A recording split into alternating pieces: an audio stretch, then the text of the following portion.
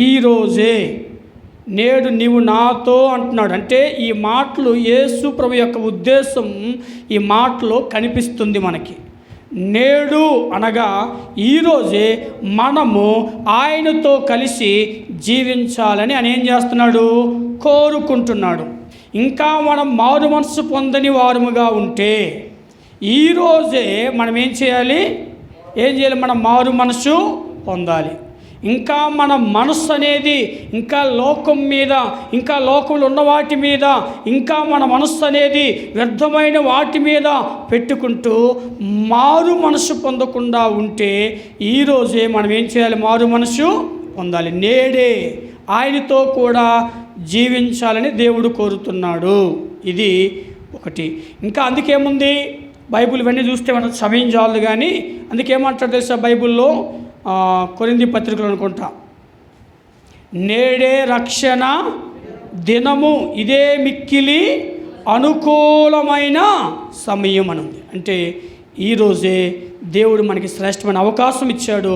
తన రాజ్యంలో మనం ఉండాలి అంటే, ఉండడానికి దేవుడు అభయమిస్తున్నాడు. అభయాన్ని, వాగ్దానం మనం స్వతంత్రించుకోవాలంటే మనం ఏం పొందాలంట? మారు మనసు పొందాలి. మన పాపాలు క్షమించబడాలి. క్షమించబడిన మనం ఏం చేయాలి? మనం మారు మనసు పొందాలి. మన మనస్సు మార్చుకోవాలి. ఇంకా లోకం మీద, ఇంకా పాపం మీద, ఇంకా వ్యర్థమైన వాటి మీద, ఇంకా దేని మీద మన మనసు పెట్టుకొని దేవుని రాజ్యాన్ని మనం కోల్పోవడానికి వీలు లేదు. మనకు తెలుసు, ఉదాహరణకు చాలా మనం చూడగలం. జక్కయ్య ఉన్నాడు. జక్కయ్య మరి యేసు ప్రభుని ఎరగకముందు, మారు మనసు పొందకముందు ఎంత దారుణంగా జీవిస్తూ వచ్చాడో మనకు తెలుసు. అన్యాయంగా దోచుకున్నాడు, తర్వాత పిసినారిగా ఉన్నాడు, సమర్పణ గుణం లేదు, త్యాగము లేదు, చాలా గుణాలు మనం చూస్తాం. మారు మనసు పొందిన తర్వాత ఎంత మరి మార్పు వచ్చిందో మనకు తెలుసు.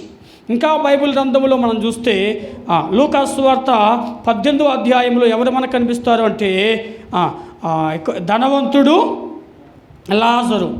ధనవంతుడు ఏమి లేదు, మారు మనసు అనేది లేదు. ఇదే జీవితం అనుకొని సుఖంగా జీవించాడు, యేసుప్రభువుని తెలుసుకున్నాడు, కానీ మారు మనసు అనేది లేదు. కనుక ప్రాముఖ్యంగా ఈ నేడే మనము ఆయనతో కూడా పరదేశంలో ఉంటామని దేవుడు ఖచ్చితంగా చెప్తున్నాడు. అయితే మనం మారు మనసు పొందాలి అని చెప్తున్నాడు.